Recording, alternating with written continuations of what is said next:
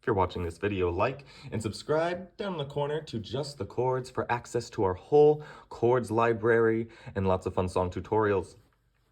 Today we're going to start on E minor. We'll spell that E, G, and B. Again, that's our E minor chord, E, G, B. Get it down, we'll build everything else off of this. For our E minor second, we're going to add the F sharp to that chord. Spell it E, F sharp, G, B. To get some fun mystery and color into that chord. If you need the suspended fourth or the open fifth, go to our chord library playlist, link in description, and look up the E major for those two members of the chord family. For our E minor sixth, E, G, B, add the sixth note up, we need this C sharp.